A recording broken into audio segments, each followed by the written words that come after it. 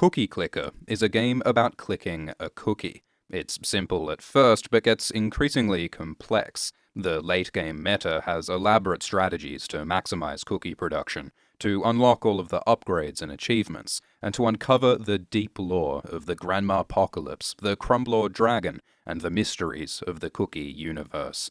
In the beginning, you click the cookie, which gets you 1 cookie. You click again and you've got 2, then 3. With 15 cookies, you can buy a cursor that clicks for you, making cookies automatically.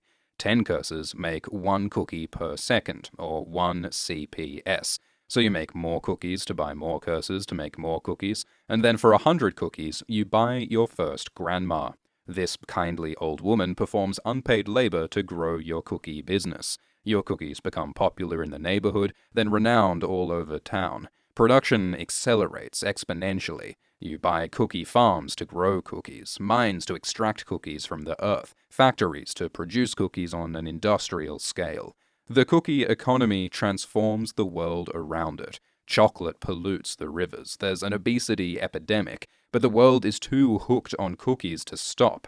Economists say that cookies permeate the economy, and if we start eating anything else, we're all dead.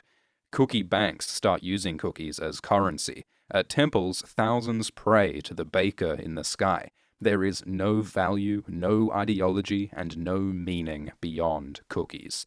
You produce hundreds of thousands of cookies a second, straining the fabric of reality itself. But the system can't stop, it can only grow. Cookies are all we know.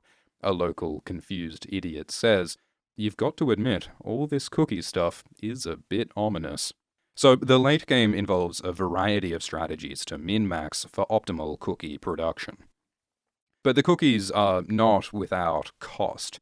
As production increases, the grandmas grow discontent. "You make me sick," Grandma says. "You could have stopped it," Grandma says.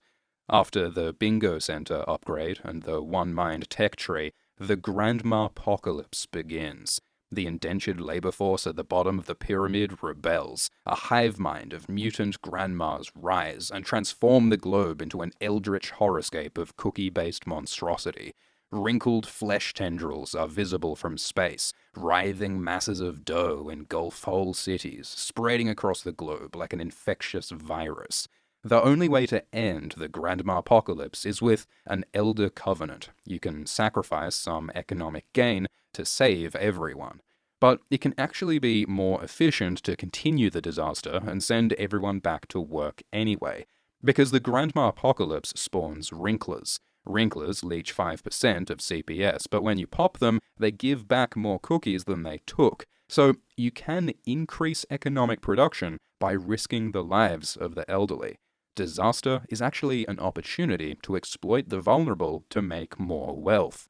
Ultimately, the cookie economy is not designed to help people, it just makes cookies. Like a virus or a tumor, its nature is to exploit everything around it for its own expansion. Grandmas, banks, temples, every part of life is perverted to serve the purpose of the economy. Nothing is too sacred to be sacrificed on its altar. And for what? What's the point of a massive global economy if it fails to protect the elderly and the vulnerable? Even those with the most cookies don't really benefit from the system. Past a certain level of wealth, you can never spend that many cookies. And it's not like the game ever ends. You cannot win Cookie Clicker. You just keep making cookies until you stop or you die. You're just hoarding cookies for its own sake. It's not really about the cookies, it's about the accumulation, getting more. You could be collecting any meaningless number. Points, subscribers, small green pieces of paper.